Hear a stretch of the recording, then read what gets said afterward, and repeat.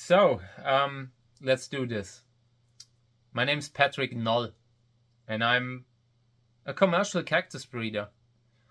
Sometimes I have a hard time acknowledging it because it's such a challenging hobby, and I never wanted to see myself as having it to do it, being able to do it, having everything it takes to do it. Because when you look at cactus breeders, they have all these nurseries, have all these big things, and everything looks professional.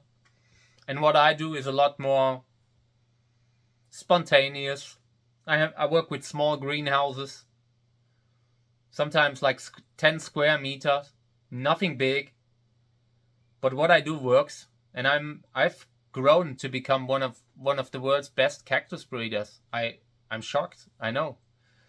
But I actually love my life in a way. It is a hobby, a passion, and it brought me here. It is kind of my personal outlet. The way I chose to produce art. And it's basically what I do. I make crosses between all kinds of different cacti and raise what the offspring is. And all of them have their own flower. Everyone is unique in their very own way. Everyone is different. And you can create very special plants like that. Plants with amazing flowers that might be around in 50 or 100 years from now. And that idea always stuck with me. The thought of creating something that will outlast me. And I guess that is one of the reasons why I do it. The more I think about it, it's probably the reason why I do it. I've had long talks with other breeders or family of breeders who passed away. And that is usually what I tell them. I tell them in 50 years from now, when maybe people no longer know the name of that breeder, they would still see the plants in front of them, and they would still enjoy it. They would still feel the love that was the reason this plant was created in the first place. They will look at my body of work, in my case, and it will be nice. It will be something that gives people joy even when I am no longer around. And that is why it stuck with me. And not only that, I mean, you create life in a way. What we do is we make crosses between different kinds of cacti. We pick the ones that we like the most. And in the end, we create something completely new. Something that doesn't exist in nature. We are playing God a little bit. And I guess I just do it to leave something behind, because I know I will not be here forever. I've been having health issues my whole life. I'm okay now. I mean, I'm doing fine, apart from 1,000 different health problems, but I'm okay. But I know that time comes for us all. And I'm doing this video also because with all my health problems, in case I ever forget who I was, what kind of a man I was, man of principle, I want myself to remind me. I want to be able to look at this and know instantly who I am and how I got here, what I did in life, what I did right and what I did wrong. So this is going to be the first part, and I'm honest, I have no clue what I do here. I have made an outline today, pretty big, of all the different stations in my life, and it's chaos. It is total chaos, because my life has been chaos. But I want to do it in a way. So I just want you to get to know me, because life is short. At some point, I might no longer be here. but I have filmed thousands of videos. I already know that people will find my stuff at some point. I just hope it will happen when I'm still here, because honestly, I've had a rough life so far, and it would be nice to see that finally my work is starting to pay off. And this has happened already in the last years. I just worked so hard in the last years that eventually now you are seeing this video on my channel. And it was so hard to grow this channel. The last 6 years have been exhausting. And I said to myself, 6 to 8 years is a time frame that it will probably take to grow this channel. And so far it's looking like it's exactly the time frame that I had calculated. I think I started 5 years ago, maybe 6 years ago, something like that. And it's starting to pick off now. So I'm glad that you found me. Or maybe I found you. And let's get started, okay? This is not very well planned. I want to keep emotion in this thing. I don't want to speak stuff into the camera like I learned it. I want to tell you how I lived it, okay? So my name is Patrick Noll, and my father is called Rudolf, and my mother is called Doris. They are both still alive. My mother got pregnant when she was 18. My parents haven't been dating for very long by that time. They just met, and my mother got pregnant. And how things were back then, you married. I mean, my father had a sense of responsibility. I'm sure they loved each other in their very own way. Very much so, I think. But it was also a marriage of necessity. But it didn't matter to me, honestly. It never bothered me.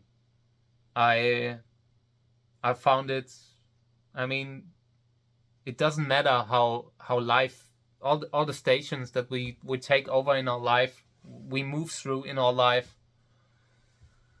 It doesn't change anything that today they are glad that I'm here. People are glad that I'm here. But the beginning was rough. They were poor. My father had to work a lot. He drove around selling silicone for a company in Hanover, that is a German city at the other end of the country. And he worked for them, driving around from company to company, selling that silicone stuff. And with that job, they barely made it, but just barely. My mother was a cleaning woman at that time. She was just young. She had started an education, like a job education, at a barber shop. But then she got pregnant and had to stop. And then she was at home, and it greatly influenced her life. My mother spent large parts of her life taking care of me, while my father was out working. And of course this meant that my mother never really had time to grow up. My mother was a young woman, like just 18, and suddenly she was responsible for me, and in a marriage. But it worked. I still remember the days when my mother went to clean the house of this rich family where she worked, and they had like everything. They had swimming pools inside the house. By that time, I had never known that there's private houses that have swimming pools. And we lived in a tiny place, and near the city called St. Ingbert in Saarland. And that's where I grew up. I was there in the kindergarten, and at first everything was alright. But from the beginning I was a troubled child, a problem child. But the problems would only show later. By that time, my parents had realized that they need to move closer to my mother's parents, because someone needed to be able to take me in, like to watch over me while my parents did stuff. Had to do like the classic things that you need to do when you have a small child, and you need in between you go shopping and work and all. So I spent a lot of time with my grandparents, both my mother's parents and my father's. Yeah, in the first years I have very few memories. One of the memories that I have is that I spent a lot of time in the hospital. I was just a sick child. I had problems in the beginning. Had to spend a lot of time in the hospital, and one of my earliest memories is me sitting in the car and getting a toy, and I thought, oh great, I'm getting a toy. It was like Buzz Off from Masters of the Universe, that bee. And yeah, they told me, hey man, here's your toy, now you go into the hospital for a month.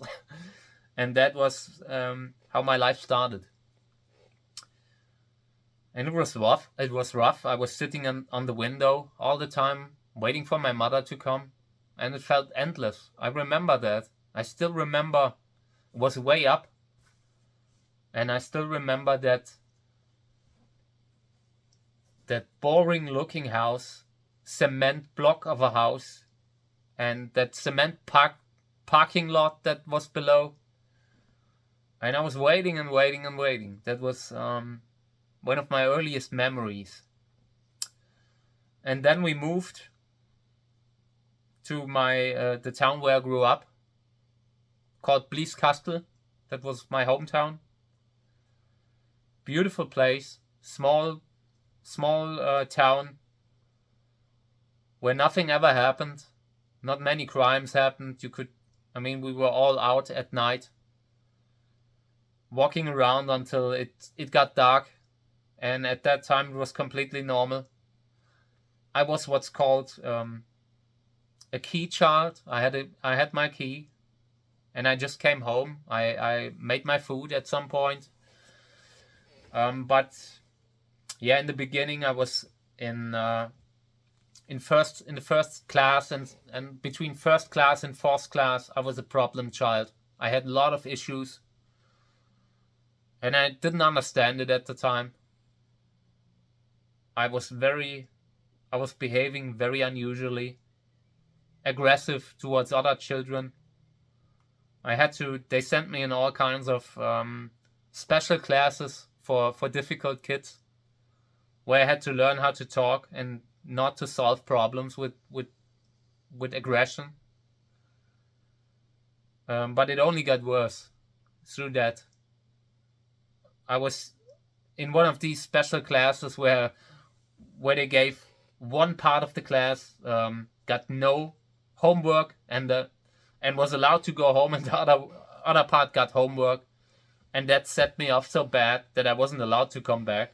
And it was good like that. I was happy. But yeah, I was behaving weird. The teachers hated me, a lot of them, and probably for good reason. I still remember the principal of the school. He only screamed at me, and I still remember the scream. And it wasn't like bad, but I just thought, you know what, I don't care. But I wasn't normal at that time.